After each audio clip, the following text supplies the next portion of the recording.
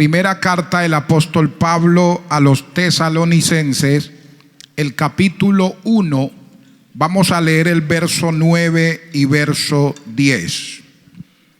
Primera carta del apóstol Pablo a los tesalonicenses, capítulo 1, verso 9 y verso 10.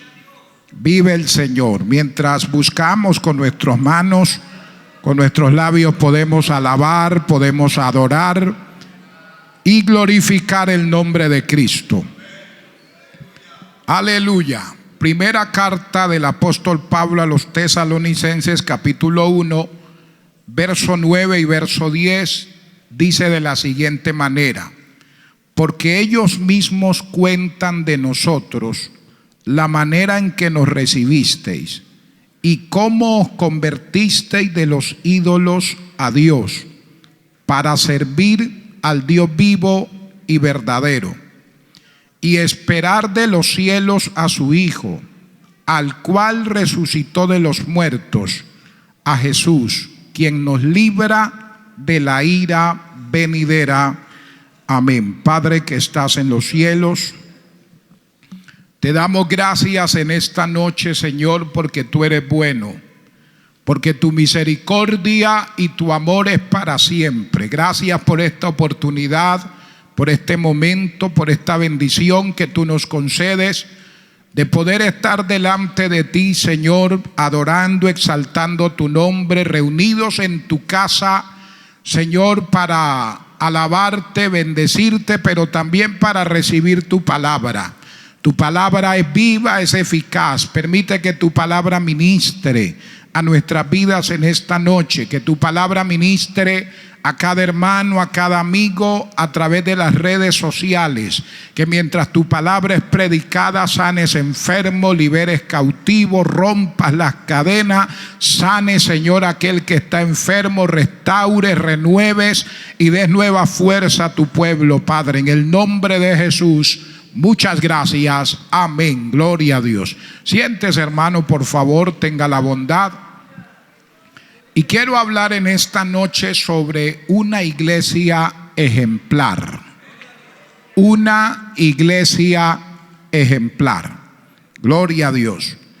En esta carta que el apóstol Pablo escribe a los hermanos en Tesalónica, podemos observar algunas actitudes que marcaban y que daban evidencia de la relación que esta iglesia tenía con Dios.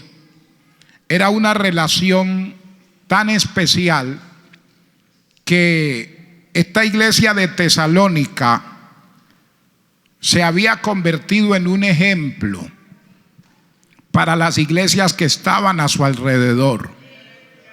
Las toman a esta iglesia como un referente para las nuevas congregaciones que se estaban formando en esos lugares. Ahora, estas actitudes que tenía la iglesia de Tesalónica son las actitudes que deben caracterizar a cada creyente y que deben caracterizar a cada congregación que quiera hacer la voluntad del Señor. Estas características de esta iglesia deben ser un ejemplo que nos inspire a nosotros a servir a Dios, que nos inspire a nosotros a buscar a Dios y a hacer su voluntad. Así que de la iglesia de Tesalónica aprendemos algunas cosas muy importantes. Primero, la Biblia dice que esta era una iglesia que había recibido la palabra. La iglesia de Tesalónica era una iglesia ejemplar, porque era una iglesia que recibía la palabra. Era una iglesia que abría el corazón a la palabra. Era una iglesia que tenía un corazón dispuesto para recibir la palabra de Dios. Miren lo que dice en el capítulo 2 de Primera de Tesalonicenses, capítulo 2, verso 13. capítulo 2, verso 13. Por lo cual también nosotros, sin cesar, damos gracias a Dios de que cuando recibisteis la palabra de Dios, que oísteis de nosotros, la recibisteis no como palabra de hombres, sino según es verdad la palabra de Dios, la cual actúa en vosotros los creyentes. Entonces, mire que esta era una iglesia que recibía la palabra. El apóstol resalta esta característica de la iglesia de Tesalónica. O sea, una iglesia con una disposición para recibir la palabra de Dios. Resalta que habían recibido la palabra no como palabra de hombres. Eso es muy importante para uno como cristiano. Es muy importante para una iglesia cómo recibe la palabra. ¿Qué tratamiento, qué trato le da a la palabra que es transmitida? Esta palabra ellos la recibieron como palabra que venía de parte de Dios.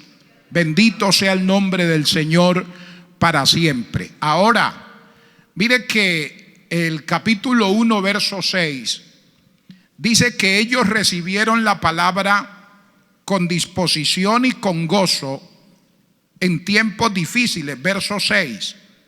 Y vosotros vinisteis a ser imitadores de nosotros y del Señor, recibiendo la palabra en medio de gran tribulación, con gozo del Espíritu Santo. O sea que esta iglesia, en medio de la persecución, en medio de la dificultad, recibía la palabra.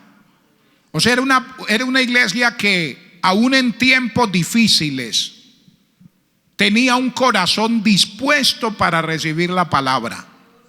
Y la parte final dice que en medio de la tribulación recibían la palabra con gozo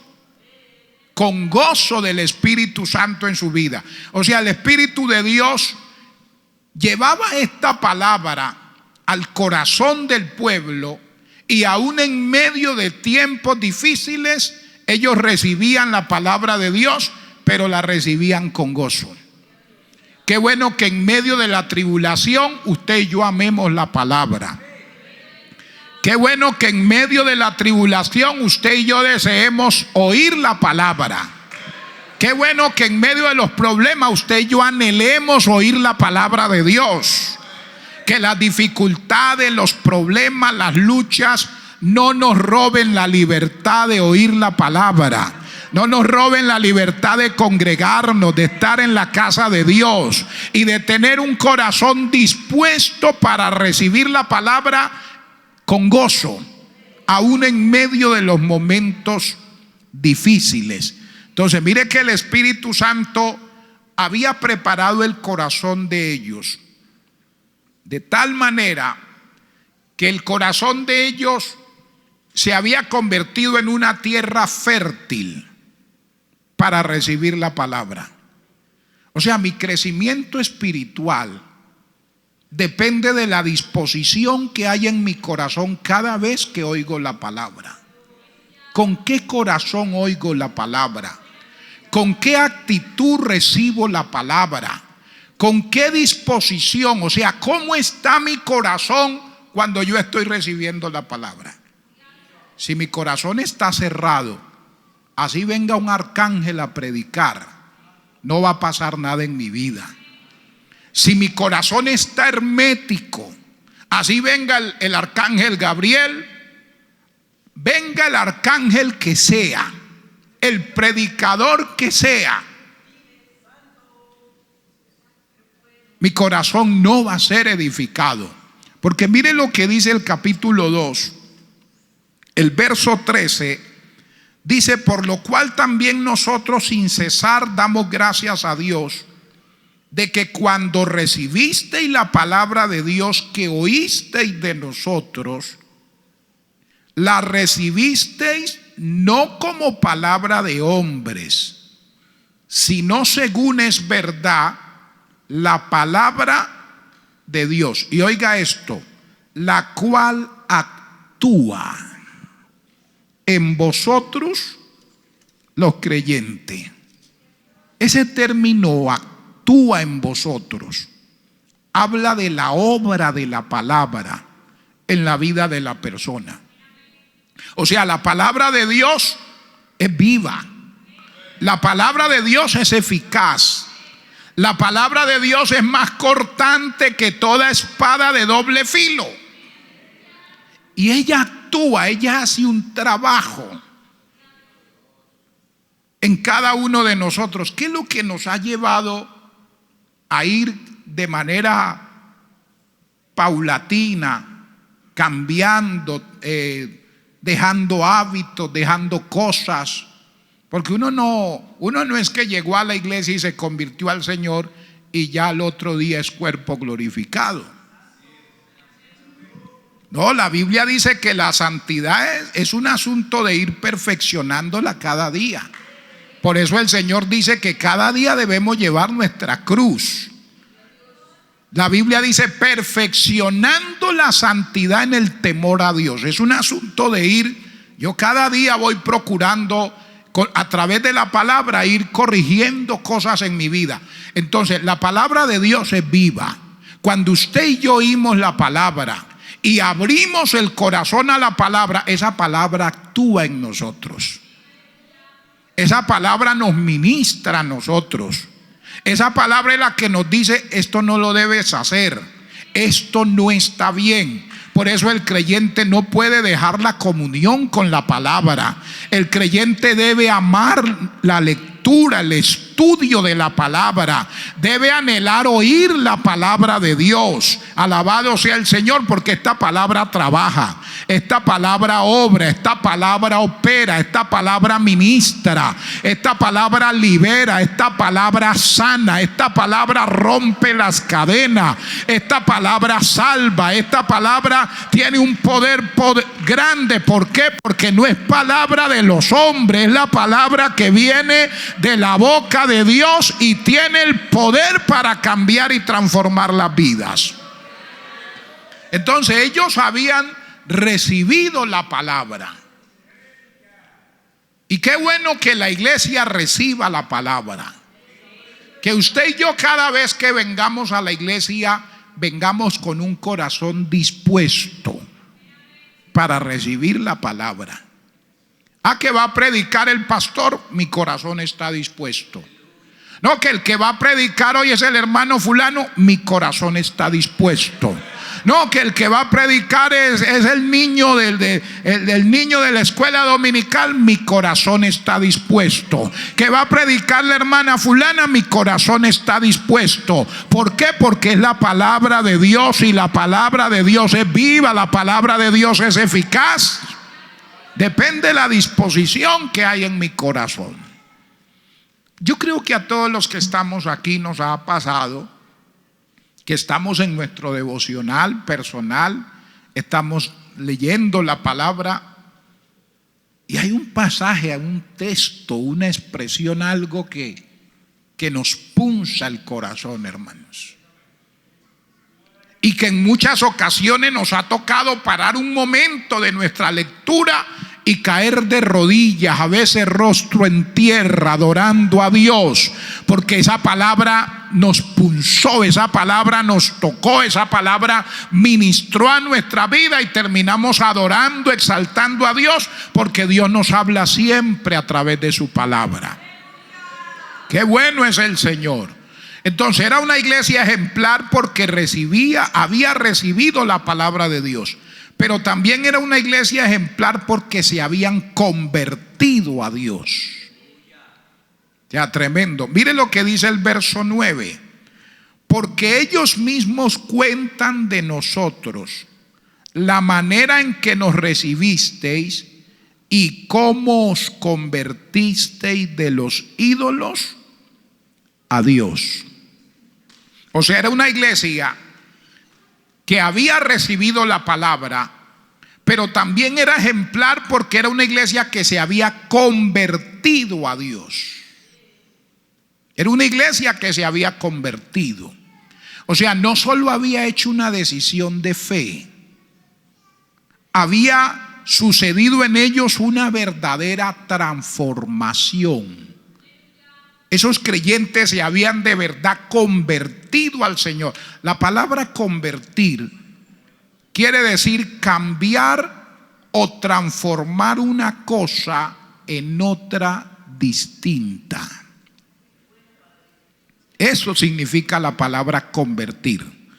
Cambiar o transformar una cosa en otra distinta.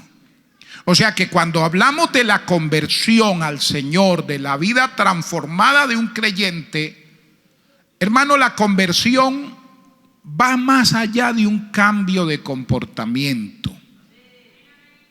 La conversión se trata de un cambio de nuestra misma naturaleza.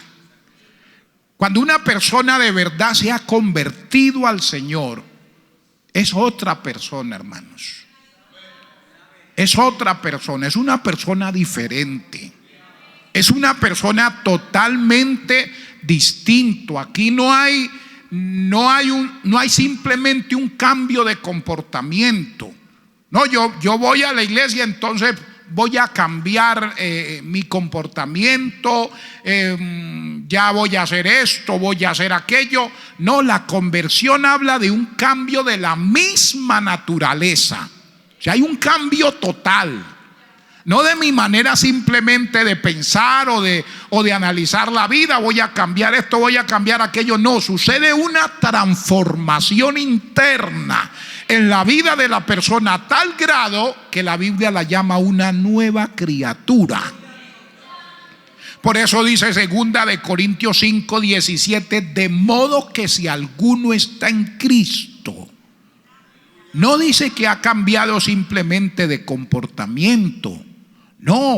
No dice simplemente que ya no dice malas palabras. No dice simplemente que ahora ya no va a la cantina. No dice simplemente que ahora ya no hace esto o aquello. No, dice de modo que si alguno está en Cristo es nueva criatura. Nueva criatura, dice, las cosas viejas pasaron y todas son hechas nuevas. O sea, hay una creación. Cuando una persona de verdad se convierte a Dios, esa persona es hecha nueva, hermanos.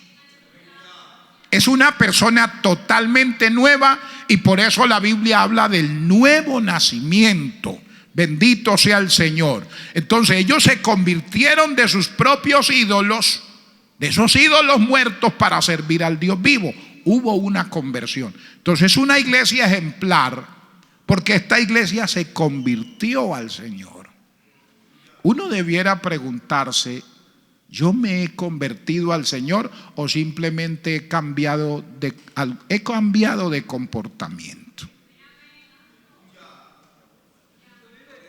Hay gente que le dice a uno, yo no necesito ir a la iglesia para dejar ciertas cosas. O sea, para cambiar de comportamiento, para cambiar alguno. Yo no necesito ir a la iglesia. Yo simplemente digo, no voy a hacer tal cosa y ya no la hago.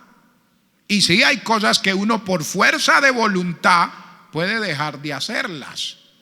Pero dejar de ser pecador, eso no se deja por fuerza de voluntad. Eso viene impregnado en nuestro ADN, eso viene impregnado en nuestra misma naturaleza. Alabado sea el Señor.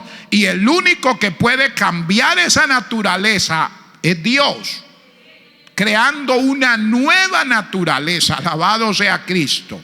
Entonces era una iglesia ejemplar porque se habían convertido al Señor. Pero mire algo más.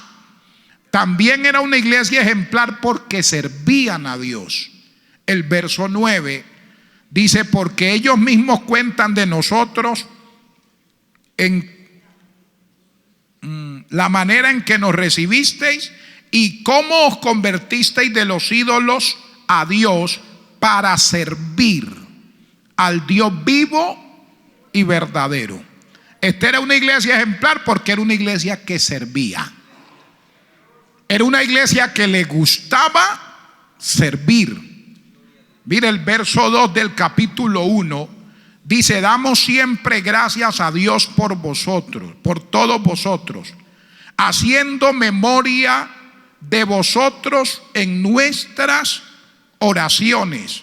Alabado sea el Señor. Verso 2: acordándonos sin cesar delante de Dios y Padre nuestro de la obra de vuestra fe, del trabajo de vuestro amor y de vuestra constancia en la esperanza en nuestro Señor Jesucristo. Entonces mire que habla de la obra de esta iglesia, del servicio de esta iglesia. El servicio de esta iglesia, dice el verso 2, verso 3, que era un servicio de fe. A esa gente le servía a Dios. Tenían claro que lo que estaban haciendo, lo estaban haciendo para el Señor. Pero además de eso, esos mismos versos dicen que era un servicio de amor. Pero también era un servicio constante. Además era un servicio lleno de esperanza. Usted lo lee, mire, ahí lo dice en el verso 3: acordándonos sin cesar delante del Dios y Padre nuestro de la obra, primero dice, de vuestra fe, del trabajo de vuestro amor y algo más, y de vuestra constancia. ¿En qué? En la esperanza en nuestro Señor Jesucristo. Así que era una iglesia que servía al Señor y su servicio era un servicio de fe. Era una iglesia que sabía que Dios iba a recompensar su servicio, que Dios les iba a bendecir por su servicio, que Dios iba a recompensar ese servicio de amor, porque era gente que servía a Dios con amor. Y es muy diferente cuando uno hace las cosas porque le toca hacerlas, o uno hace las cosas porque de verdad siente en el corazón hacerla. Eso va a marcar la diferencia en lo que usted y yo hacemos. Si yo hago algo porque me toca hacerlo, pero también al lado hay otro que hace las cosas no porque le toca hacerlo, sino porque ama hacerlo, la diferencia se va a notar. Amén. Y nosotros debemos servir a Dios por amor, pero además dice que el servicio de esta iglesia era un servicio constante. O sea, les gustaba servir, amaban el servicio. O sea, no había que empujarlos para que sirvieran. Les nacía en el corazón hacer lo que estaban haciendo. Bendito sea Dios. Aleluya. Pero era un servicio también de esperanza. O sea, esta iglesia había entendido algo, que habían sido salvos para servir. Era una iglesia que tenía claro que el Señor los había salvado para ser útiles, para colocarse en las manos del Señor, para que Dios pudiera utilizar sus vidas como un canal de bendición para otros. Hermano, qué bueno es que entendamos que nosotros hemos sido salvos para servir a Dios y para servirle a los demás.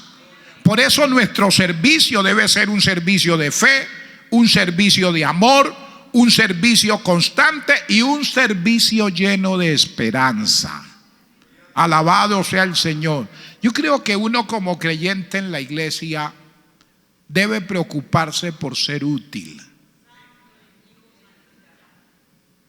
O sea, no se conforme solo con venir a la iglesia. Involúcrese en el servicio de la iglesia. Busque su lugar, que en la iglesia hay un lugar también para que usted sirva. Hay un lugar para que usted también apoye. Hay un lugar para que usted crezca, porque Dios lo ha traído a la iglesia para su crecimiento en todas las áreas.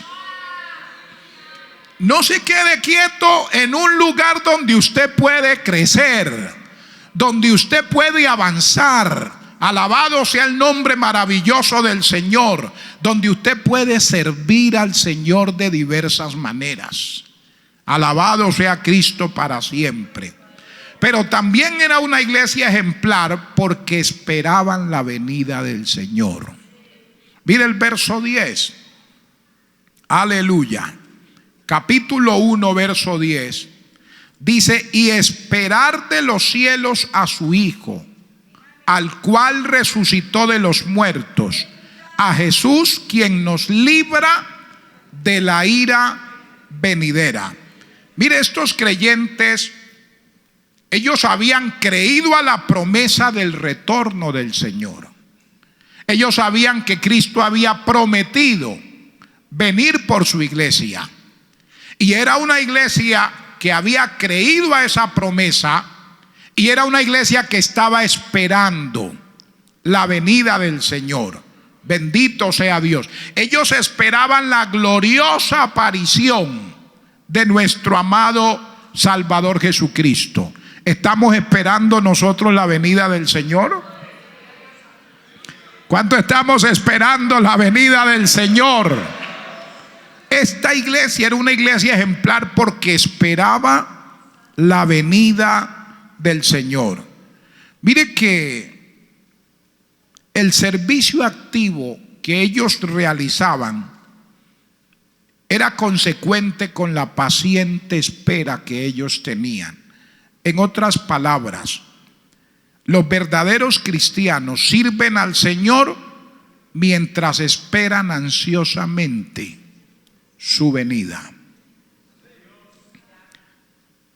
Si hay algo que nos debe motivar al servicio, es la venida del Señor. El creyente que sirve es el creyente que cree que el Señor viene pronto. Y por eso, mientras sabe que su Señor va a venir, él se preocupa por servir. Él se preocupa por alcanzar a otros. Él se preocupa por llevarle el mensaje a otros. O sea, yo sé que mi Señor viene y yo me involucro en el servicio. Usted y yo servimos en la iglesia, nos involucramos en el servicio en la casa del Señor, porque sabemos que el Señor viene pronto. Alabado sea el Señor, que el tiempo es limitado, y donde tenemos la oportunidad de servir y de alcanzar a otros para el reino de los cielos, ahí estamos involucrados. ¿Por qué? Porque sabemos que Cristo viene pronto. O sea, el que sale a hacer el evangelismo lo hace, ¿por qué? Porque sabe que el Señor viene pronto y hay que llevarle la palabra a otros. Alabado sea el nombre maravilloso del Señor. Entonces, los verdaderos cristianos sirven al Señor mientras esperan ansiosamente su venida. Yo sirvo al Señor porque le amo, y sirvo al Señor porque sé que Él viene pronto. Y por eso nos involucramos en el servicio. Y por último, hermanos, esta es una iglesia ejemplar porque andaba como es digno del Señor. Andaba como es digno del Señor. Capítulo 2 de Primera de Tesalonicenses, verso 12. Verso 12. Dice: y os encargábamos que anduvieseis como es digno de Dios, que os llamó a su reino y gloria. Que anduviésemos como es digno de Dios. Bendito sea el Señor. Era una iglesia ejemplar porque ellos se preocupaban por agradar a Dios en todas las cosas. Hermano, y usted y yo hemos sido salvos para agradar al Señor. agradarle en todo. Usted y yo debemos ser muy cuidadosos en todo lo que hacemos, porque la meta del creyente debe ser agradar al Señor, agradarlo a Él. A veces uno se preocupa por quedar bien con la gente, por quedarle bien a fulano, a mengano, a perencejo, y debemos hacerlo. Pero hermano, la mayor preocupación suya y la mayor preocupación mía debe ser agradar a Dios. Debe ser estar bien con Él. Porque al fin y al cabo, a mí no me va a llevar al cielo el pastor. A mí no me va a llevar al cielo el líder de la iglesia. A mí no me va a llevar al cielo mi amigo, por muy amigo y muy querido que sea, no me va a llevar al cielo. Podrá hacer una oración por mí, podrá darme ejemplo, podrá aconsejarme, podrá compartirme la palabra, pero llevarme al cielo, Él no puede hacer eso. Entonces, si hay alguien al que debo preocuparme por agradarle en todo, es a Dios. Mire lo que dice el capítulo 1, verso 10. Esperar de los cielos a su Hijo, al cual resucitó de los muertos, a Jesús, quien nos libra. ¿Quién es el que nos libra de la ira venidera? ¿Quién es el que lo libra a usted de la ira venidera? ¿Quién es el que me libra a mí de la ira venidera? ¿Quién es el que me libra de la desgracia? ¿Quién es el que me libra de la miseria? ¿Quién es el que me libra de todo lo que Satanás y sus demonios han preparado para destruir su vida y mi vida? Dios. Es Dios el que nos libra de la ira venidera. Por eso nuestra preocupación debe ser agradarle al Señor en todo. La iglesia está llamada a esta santa ocupación. La iglesia debe ocupar, eso es una labor muy importante que la iglesia no debe descuidar. Yo debo despertarme todos los días diciendo: voy a agradar al Señor hoy en todas las cosas. Bendito sea el nombre de Cristo para siempre. Que en todas las áreas de nuestra vida nosotros podamos agradar a Dios. En otros términos, cuando dice que andemos como es digno de Dios, está diciendo que debemos andar como corresponde a los hijos de Dios. Debemos vivir como corresponde a un hijo de Dios. Debemos comportarnos como corresponde a un hijo de Dios, como corresponde a una hija de Dios. Alabado sea el Señor. O sea, la iglesia está llamada a andar de una manera digna. La iglesia está llamada a transitar de una manera diferente. Leemos en Efesios capítulo 4. Efesios capítulo 4, verso 1 al verso 3.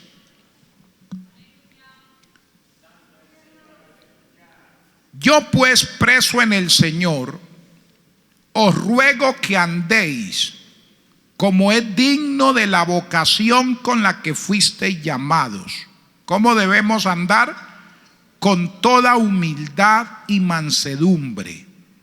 ¿Qué más? Soportándoos con paciencia los unos a los otros en amor. Verso 3. Solícitos en guardar la unidad del Espíritu en el vínculo de la paz. Un cuerpo y un espíritu, como fuisteis también llamados en una misma esperanza de vuestra vocación. O sea que esa manera de andar como agrada a Dios debemos hacerla con humildad, con mansedumbre. Debemos hacerla soportándonos. Amén. Soportándonos unos a otros con paciencia, en amor. O sea, usted tiene que soportarme. y yo tengo que soportarlo y tengo que hacerlo con paciencia. Bueno, está bien, ¿qué más? Si la palabra dice que lo tengo que soportar y me lo tengo que aguantar, pues me toca. Con humildad, con mansedumbre lo voy a soportar, con paciencia, pero ahí hay un ingrediente que no puede faltar, dice con amor. Solícitos en guardar la unidad del espíritu en el vínculo de la paz. Un cuerpo, un espíritu, como fuisteis llamados, en una misma esperanza de vuestra vocación. O sea, la manera de transitar de la iglesia debe ser totalmente diferente. Esta iglesia era una iglesia ejemplar por eso, porque era una iglesia que andaba como es digno del Señor. Entonces aquí tenemos una iglesia que había recibido la palabra, que se habían convertido a Dios, que servían a Dios, que esperaban al Señor, y como lo estaban esperando, andaban como era digno, agradándole en todo. Si usted y yo estamos esperando al Señor, eso debe afectar nuestro diario vivir, debe afectar todas las áreas de nuestra vida, porque el Señor viene pronto. Vamos a estar de pie, por favor. Que Dios nos ayude a ser una iglesia ejemplar. Esta iglesia se había convertido en una fuente de inspiración para otras iglesias, por su relación con Dios, por su vida espiritual, por su servicio, por ese anhelo de esperar la venida del Señor y por transitar de una manera que honraban a Dios y exaltaban al Señor. Padre que estás en los cielos, gracias. Gracias, Señor, por tu palabra. Ayúdanos, Padre celestial, a seguir siendo una iglesia ejemplar. Que esta iglesia, Padre, siga siendo de gran bendición en esta ciudad de Bucaramanga, en este país y en el mundo entero, Señor. Que esta iglesia, Padre, al igual que la iglesia de Tesalónica, pueda andar como es digno, Señor, de tus hijos, de aquellos que te conocen, de aquellos que te sirven. Que cada día seamos inspirados por tu palabra y por tu espíritu a agradarte en todas las cosas, Dios. Que tu palabra moldee nuestras vidas, nuestro carácter, nuestra conducta, nuestro comportamiento. Que tu palabra haga de nosotros cada día hombres y mujeres diferentes, distintos. Ministranos, Espíritu de Dios. Usa siempre tu palabra para partir nuestra alma, nuestro espíritu, Señor. Que penetre hasta lo más profundo de nuestro ser. Que revolucione nuestro hombre interior y podamos desprendernos y renunciar de todo aquello que no nos deja crecer, que no nos deja agradarte, que no nos deja servirte, Señor. Aleluya.